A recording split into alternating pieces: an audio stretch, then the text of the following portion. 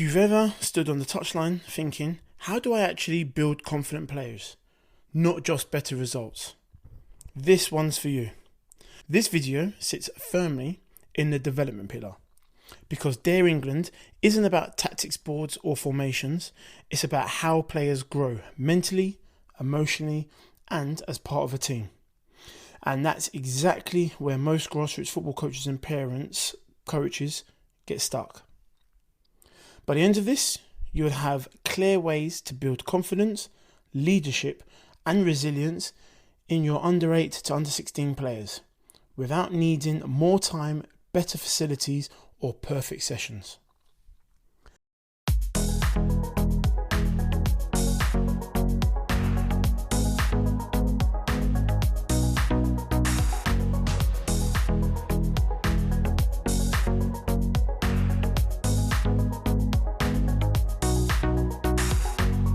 At its core, Dare England is about shifting from a fear-based culture to a development-first mindset.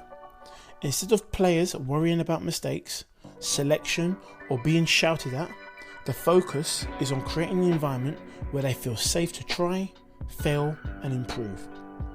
For youth football coaches, especially at grassroots level, this matters more than any draw tactic because players at the ages of under 8s to under 16s in particular don't just need instruction.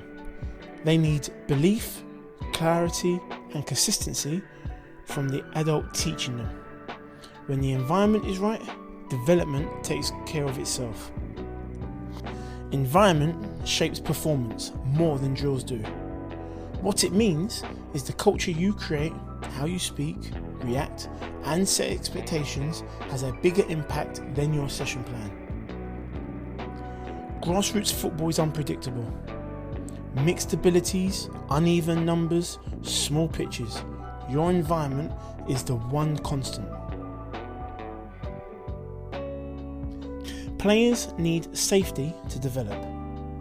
Players perform better when they don't fear embarrassment or punishment. It matters because many youth players, especially under 11s to under 13s, start to drop off because they lose confidence.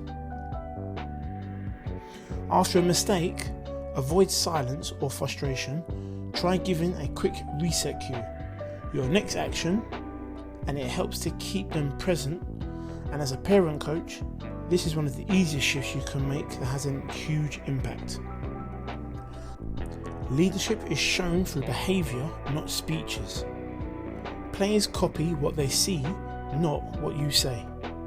Grassroots football coaches often try to tell players how to behave, but the real influence is in your tone, body language and consistency. If a decision goes against you, stay calm.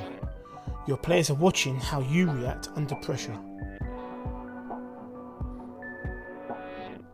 Focus on process, not outcomes. Shift attention from winning, scoring or league tables to effort, decisions and learning. For grassroots players, results can distort development. Players either fear failure or chase shortcuts. Instead of "we need to win this," say, "Today we focus on quick passing and supporting each other."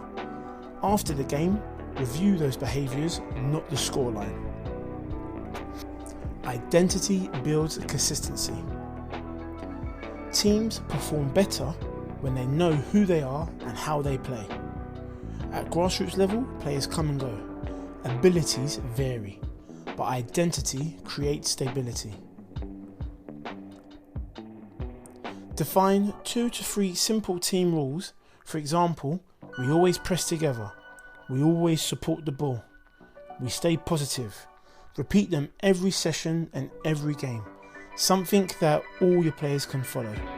And as they get older, they can lead it. The freedom game. Try setting up a small-sided game and just add the one rule. No coaching during the play. Let them solve the problems. This could be within your 3v3 or 4v4 games, and after a few minutes, ask one question. What worked? This builds decision making and confidence. mistake challenge. Create a condition where players must try something new, like a turn, a skill, or something with their less dominant foot, a pass or a shot. Reward the attempts, not success. Say things like, if you try it, you win. This removes fear, especially for the less confident players and particularly in the younger age groups. Player-led moments. Pick one player each week to lead the warm-up or choose a game role. Let them set a team focus, and it helps to build ownership without adding workload for you. Even in messy sessions, this keeps players engaged. From experience, this approach works best when you stick with it. Even when results don't go your way, I've seen teams improve massively.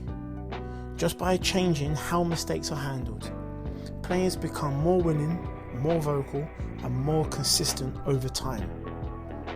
The key reason it works is simple. Players relax. And when they relax, they make better decisions. The one limitation, this isn't a quick fix. Some players, especially the older ones, as they get to under 14s and above, may be used to fear-based coaching. It takes time to shift that mindset. This suits grassroots football coaches and parent coaches who want long-term development, not just short-term wins. So this week, pick one phrase and use it consistently. Something like, what's your next action? Use it every time there's a mistake, in training and matches.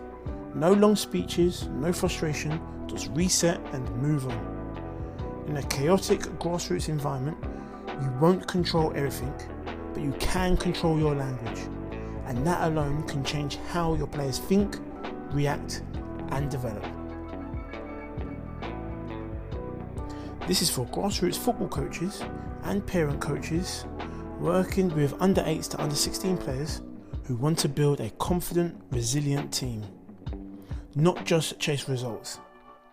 If you're coaching mixed ability groups or dealing with pressure from parents or trying to keep players engaged long term, this approach fits. Good luck.